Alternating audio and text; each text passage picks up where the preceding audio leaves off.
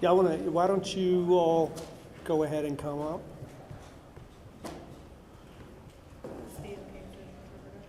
Oh, please, yes. Uh-huh.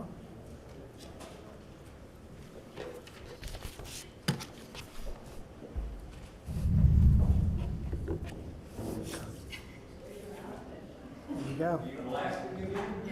You blast every day in this building.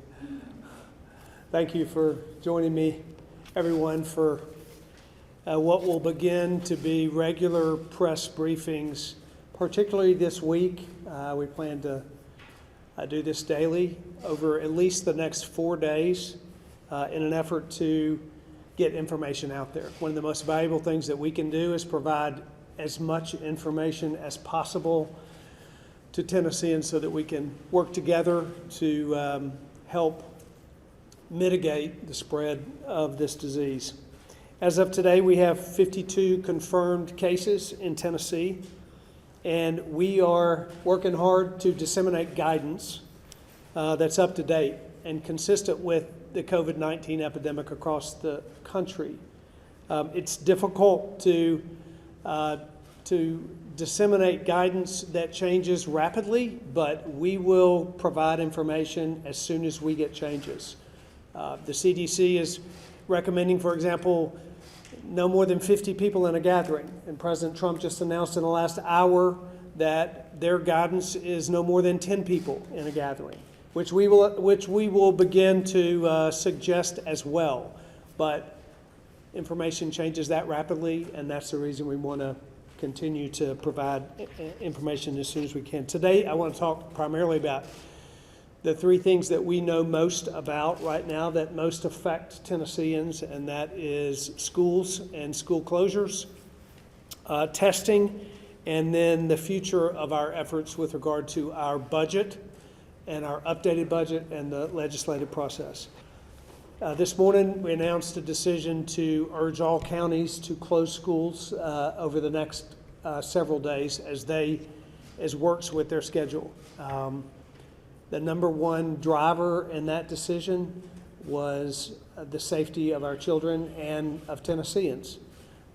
The increased awareness that social contact with people in close proximity to one another has driven that decision to close schools.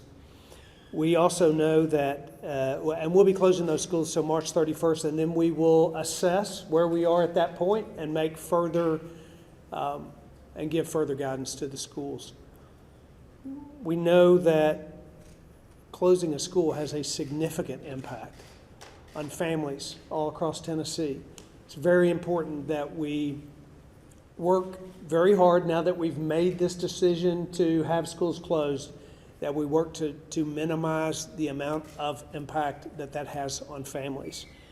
To that end, we are working directly with the federal government, and our Department of Education is working directly with the federal government to make sure that we receive waivers, and we have given assurances that we'll have those waivers that allow our low-income students to continue to receive meals as they would be if they were going to school.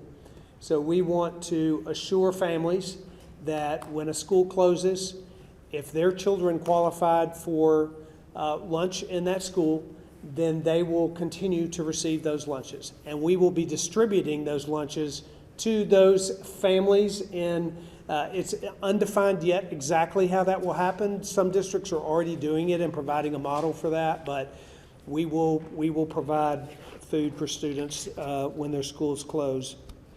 And then other changes that occur as a result of school closures we'll be looking at in the days ahead. The most important thing was to get the schools closed and to make sure the students were fed, and then we'll begin to look at next steps regarding all that needs to be done because of closing schools. And let me just say one thing here about school closures and about the need for Tennesseans to engage in their communities. We saw over the last several weeks how Tennesseans came together to help their neighbors when a tornado came. What's about to happen across schools, across this state, is that schools will close. Students who have no child care will be returning home. Parents who have jobs that will require them to be out of the home will be facing dilemmas, and hardships for families will immediately take place when schools close. I'm urging Tennesseans to step up in their communities and to be a part of the solution. Yes, we will pursue funding, we will pursue relief. It's a part of what we're doing in adjusting our budget. But what we really need are Tennesseans to step up and engage. If you're a church, you need to consider adopting a school. If you're a family that has an opportunity to keep a kid for a neighbor whose parents both work, you ought to consider helping that family through the time of transition. Tennesseans can do this. This is what we're made for. And I encourage Tennesseans to take this example to serve their neighbors, as well as many other examples that will be presented in the weeks and months ahead as we deal with this crisis across our state. As we assess the major public health implications of COVID-19, I am very encouraged about the access to testing that has become available in our state. We have worked very hard in the last couple of weeks to pursue the increase of available testing for Tennesseans. The more folks can get tested, the more likely it is that we will slow the spread of this disease.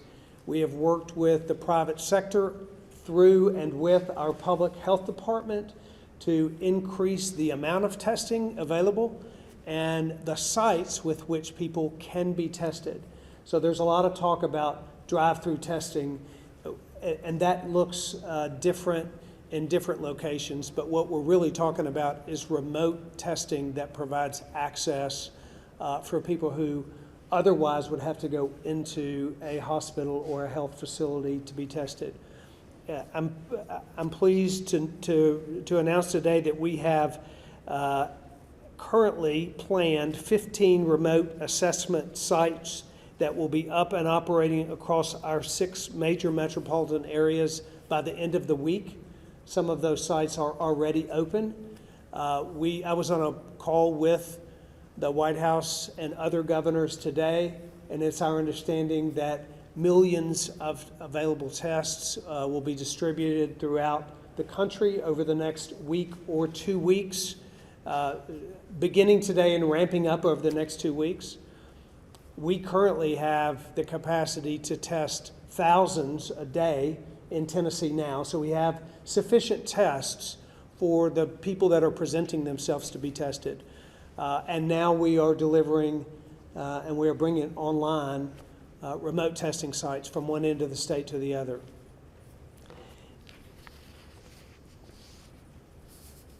While testing capacity has expanded, however, and while we know that we have sufficient testing to meet the needs of the folks that present today, I want to call on the healthcare community broadly to be a part of this effort that we believe is so important to get people tested across Tennessee.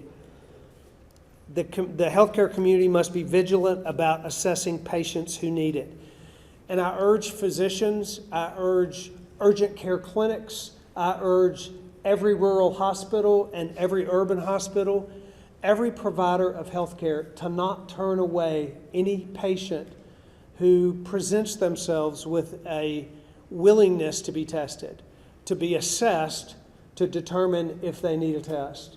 We do not want anyone in this state who has a need to be tested and who qualifies for testing to be turned away for any reason. And I want to say to anyone in this state, there is a public health clinic in every county in Tennessee. And that public health clinic will provide guidance and or testing for you if you go to that clinic as a result of symptoms or contact with someone who has tested positive. Now, it's important to say that everyone in Tennessee doesn't need to get a test. We don't need to go flood the system if we do not have any reason to really legitimately believe that we have symptoms or that we have been in close contact with someone who does have the virus. But if those things are true, you should, number one, call your healthcare provider, call your doctor. Let your doctor advise you on the quickest way to get that test done. Call the local clinic in your area or call the public health department in your county, and you will get a test. And let me say this as well. Let every Tennessean know that we don't want anything to hinder them from access to testing. If you are uninsured, you can present at any public health facility in the state of Tennessee, in any county, and you'll receive COVID-19 testing at no cost if you qualify for testing. So we don't want there to be any reason that people who need to be tested do not get tested, or that there is a bottleneck that keeps them from being tested. This will be important for the healthcare community to remember. It'll be important for Tennesseans to remember, and we're going to work hard to make sure that if people believe they need to be tested, they will be.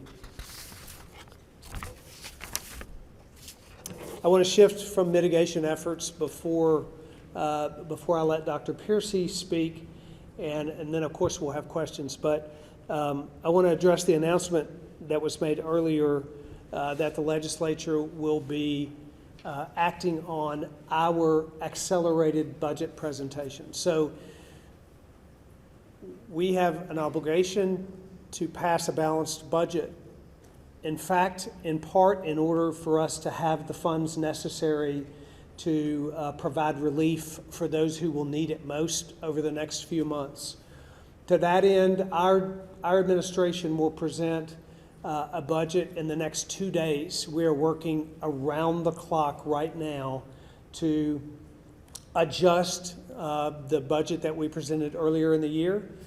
We certainly know that the economic conditions have changed dramatically in the last few days. Forecasts for growth, forecasts for the future economy of our country have changed dramatically.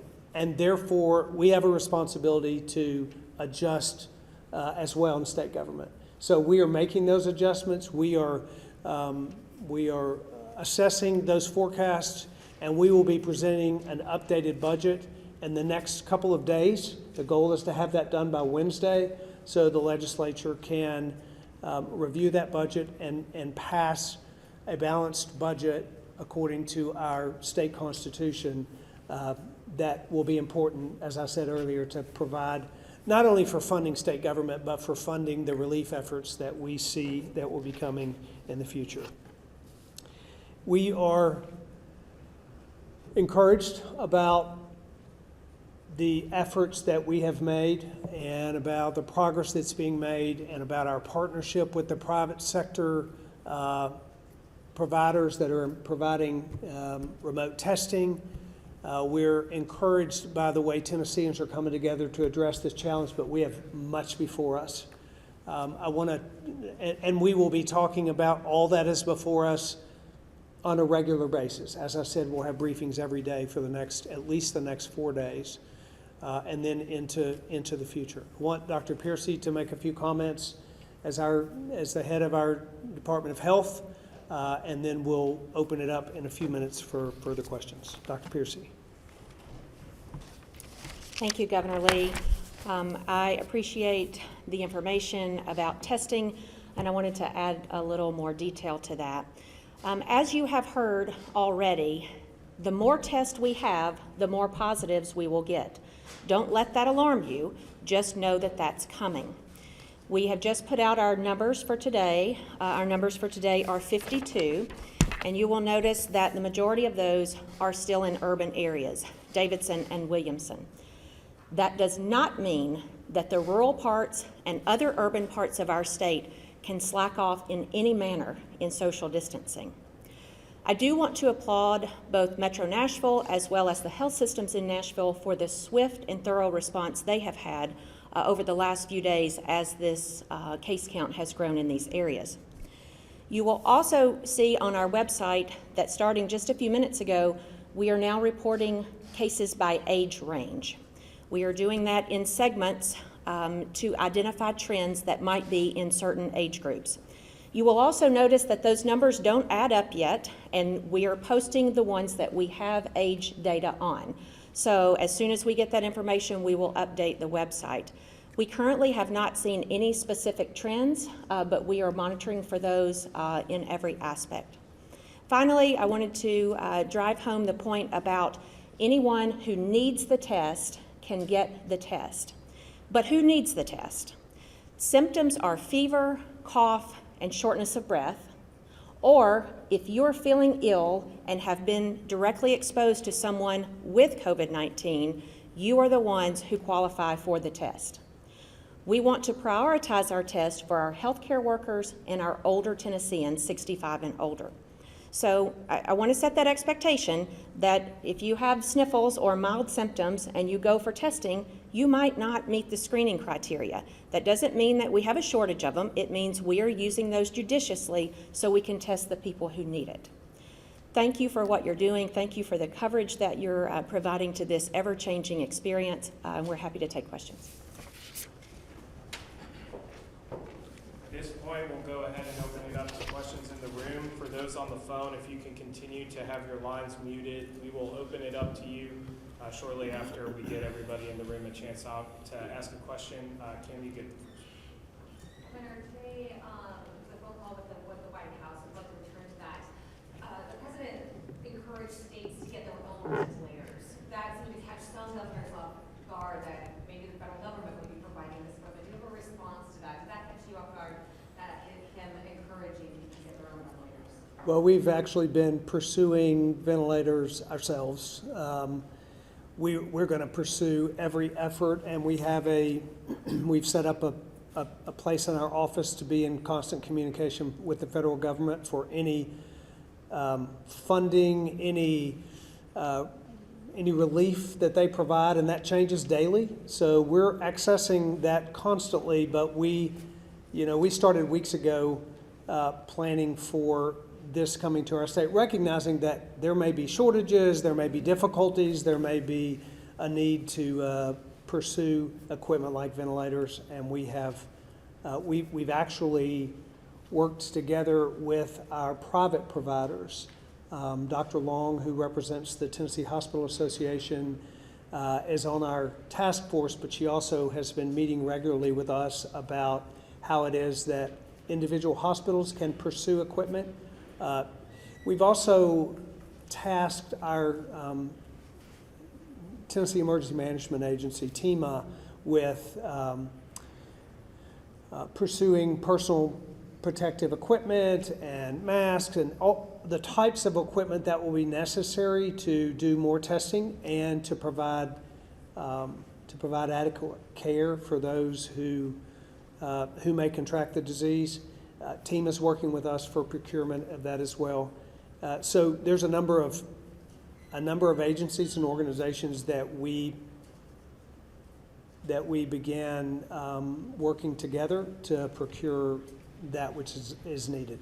Yes, sir, Andy. Governor, in terms of the emergency order that allows for temporary facilities and such, what exactly are you envisioning there, and where does it stand? For example, I mean, in some communities, you will be building testing centers, building them out from existing structures, and also on top of that, you envision using maybe the National Guard to help you with that? So remote testing facilities are looking a lot of different ways. Some of them will be very temporary testing facilities, tents in a parking lot that are equipped to appropriately provide safety, public safety, and provide testing at the same time. However, many of our private providers are actually employing facilities, brick and mortar facilities, a walk-in space that may be in an existing facility that they've procured for this use, but it will be dedicated entirely to COVID-19 testing, and anywhere in between. But the point is that there will be remote specifically designated for testing, and equipped as such, either from the Department of Health or from private providers. And yes, we have talked with the National Guard and are having our conversation, our National Guard have conversations with those private providers to provide assistance if necessary. We also have medical personnel within the National Guard that we want to utilize as these testing centers ramp up. I have two questions for you. The first one, going back to education, the Tennessee Education Association is calling for your administration to cancel all Tennessee-ready testing. They don't believe the teachers or the parents are going to be, the teachers or the students are going to be ready. Thoughts about that? I mean, is that something you're considering at this point? Well, what I said earlier was today we announced closures because that's the most urgent need. And we announced our strategy for food distribution because that is an immediate and urgent need. But there are a number of things that will have to be addressed. Testing, assessments, minimum day requirements. There are funding associated with numbers of days that schools are in session and the varying numbers that multiple districts will have based on who closed when. So those are all very important issues that will have to be addressed, and we are actually in the process on every one of those, but we don't have finality to those yet, but we will in the days ahead. My second question is about your statement this morning.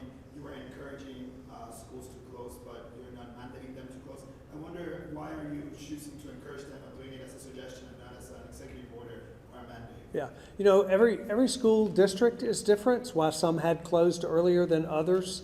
There are varying circumstances in industries, school districts, counties, regions, and statewide mandates are not as effective as encouraging behavior. I mean, Tennesseans are going to have to come together to make this happen. They're not going to come together because we force behavior in every household, right? This is something that we need the public to weigh into and to come alongside our guidance and our suggestions. We believe that every school district will close as a result of that suggestion, and we believe that in the spirit of bringing people together to actually have more involvement, we'll do that through encouragement and through admonition and through strong suggestions. Governor, Yes, sir. your counterparts in other states have done some significant measures, including calling for bars and restaurants to close. Are you considering something like that? And what did you think of Mayor Cooper's announcement yesterday? Well, I think that when we're facing and when we're looking at science that shows that we should try not to gather in spaces of 10 or more, then a crowded bar certainly is not a good idea. It should not be something that people pursue. Tennesseans don't need to be going to bars that are filled with people and that put folks in close proximity. And so I would suggest the very same thing to any environment that is going to put people in close proximity that's not crucial. And then quick follow-up, does the state have any projections whether how many people might be, tested positive or infected by this, and have there been any fatalities that we know of yet? Dr. Piercy, or either, yes. Do either of you have information, ways to answer that question? I don't have that data, so if you do. Yeah, my name is Dr. John Dunn, the state epidemiologist. We are working with different colleagues to look at modeling. There's some information that's about out there currently. Some of the best information we have, of course, is from the data from other countries and from jurisdictions in our country that are ahead of us. And what is that indicating right now? Well, I said we're working on that. We don't have any firm numbers. Do we have any fatalities in the state that anyone died? No. Governor, to follow up on that, if a bar doesn't want to close, though, how do you enforce that? I mean, does the state have to do that, can local jurisdiction do that? Well, the mayor's obviously the jurisdiction with which the public health officials made a edict to close those bars requires Metro to enforce those, but certainly we hope that as this unfolds, there won't be a need for enforcement of Tennesseans to comply with keeping people in our state from dying. This is not something that people should be deciding their behavior based on whether or not they're concerned about contracting the disease themselves. Every person that contracts this disease, whether they're concerned about it for their own personal health, they are risking the lives of other people. And that's the message that we want to remind people. You may not have as much personal concern as others about contracting this disease, but people go with the disease undetected for days, making contact with dozens, potentially dozens of people, many of who could be elderly, or making contact with someone who will be in contact with the elderly. We have vulnerable populations whose lives are truly at risk if our behavior in this state is not responsible. And so we implore folks to take responsible actions. I just have one more. So maybe we're not on this, part of the spectrum yet, but for Tennesseans that might lose their job or they won't get to work because something's closed or whatever, what can the state do? And are we at the point where you are considering the need to do so? Well, certainly the state has, for example, unemployment benefits that we will look at to make certain that the reserves are appropriate to provide unemployment insurance for those who qualify for that. We will be announcing, once we clarify what those are, we will be announcing specifics around requirements with regard to TANF funds, for example, needy assistance for needy families. We're looking to loosen the restrictions around those requirements so that folks have more readily accessible, that have more ready access to those funds potentially. None of those are all things we're working on. We're not prepared to announce those yet, but we recognize it's going to come as a great financial hardship to many people, and we want to develop opportunities to help provide relief for Tennesseans of all sorts, not just medical, but also financial. And recognizing, of course, there's a limit to what the government can do. It's one of the reasons that we call upon Tennesseans to assist their neighbors where they can. It'll require effort for all of us. Governor, how long do you feel like, once the legislature recesses, how long will they be out? And will they be declaring sine die or just taking a break? Yeah, those are questions that the legislature, the General Assembly will decide, and their speakers. Our role in that is to provide a budget so that they can then make decisions about how quickly they can act on that budget and what the subsequent subsequent meeting looks like. But we don't know how many days. Let me yeah. Have there been any discussion on daycares? Will they be encouraged to close, kind of follow the suit that what schools are doing? There hasn't been guidance around that. We'll pursue guidance on that. We're working to look at how we can provide funding for daycare as there's more of a requirement for that as schools close. That will take some time, of course, and there is a significant federal funding package that we've all heard about that has to make its way through Congress in order for that spending and those funds to be available to states. We believe there will be significant relief from federal government, anywhere from TennCare dollars to TANF dollars, but it's not clear what those numbers will look like, but we're staying in constant contact to make sure we know what those are. At this point, we're going to open it up to folks on the phone. If I could remind you to please state your name and your outlet before asking your question, and then as well for our speakers to restate the question before answering.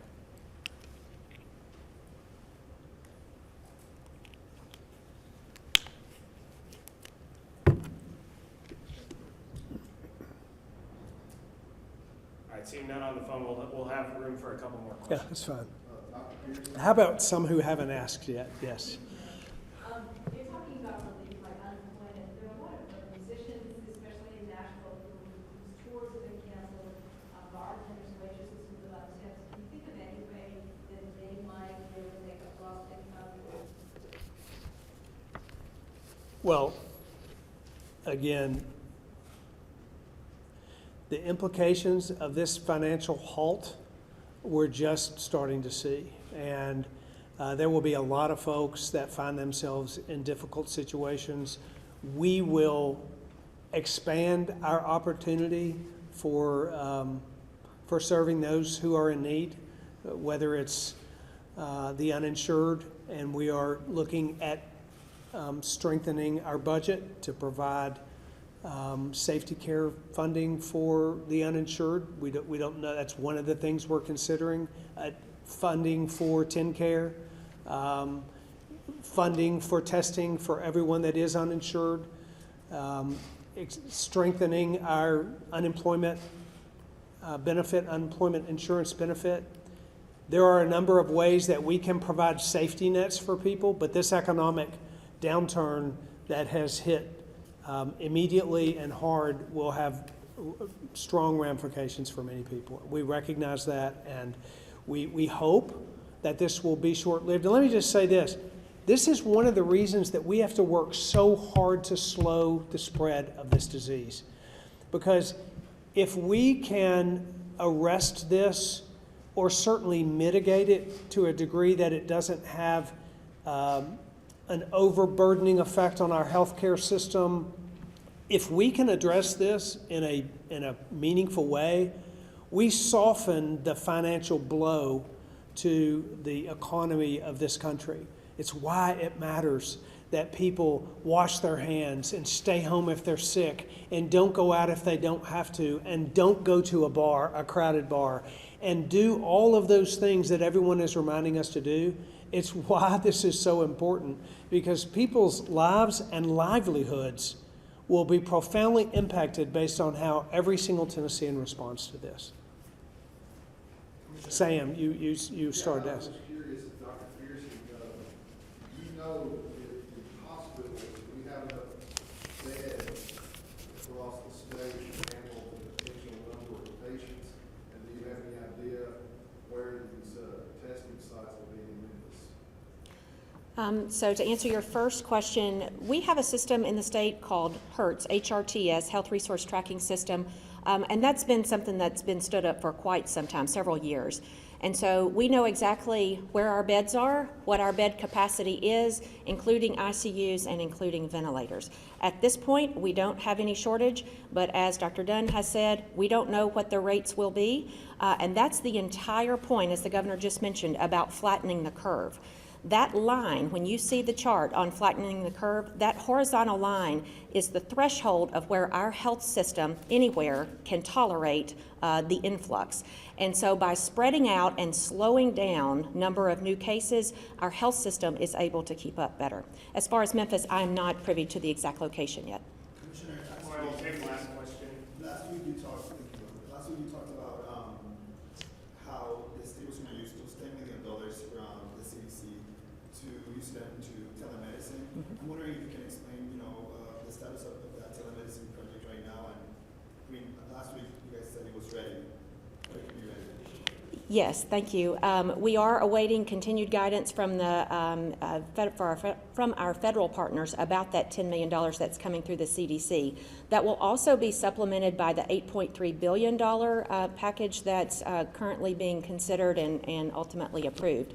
So telehealth is a really important component of that, because not only does that increase access, but it keeps people in their homes and away from others during this very crucial time. So as has been mentioned, we've got lots of things coming at us right now, but that one is certainly high on our priority list. Do you have a timeline for that? We would like to have something by the first of the week.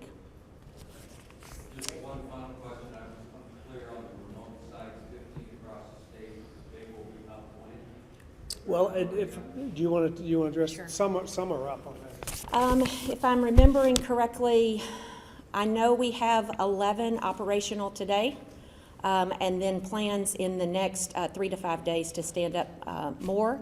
And then even beyond that 15, we've got partners working on those as needed. You know, as you can imagine, we don't want to deploy resources before we need them, but we want to make access points available. And this, they will take, each remote site's going to be a little different on the number of people they can test, but I presume they're going to be in the population centers across Tennessee. Yes, sir, that's why most of them are in the metro areas right now. That does not mean that we don't need them in the rural areas, but right now that's where the population is, and that's statistically where we're most likely to find cases. We're also talking with our EMA partners about how to address testing in rural areas if and when that becomes an issue. Thank you, everyone. Let me just make a closing remark. Thank you for being here today. We will do this every day. We want information to flow as rapidly as possible, and we believe that the more Tennesseans are reminded of their individual role, the more likely it is that we can slow the spread of this disease. People's lives are depending on it, and their livelihoods are depending on it, and I believe Tennesseans can do that.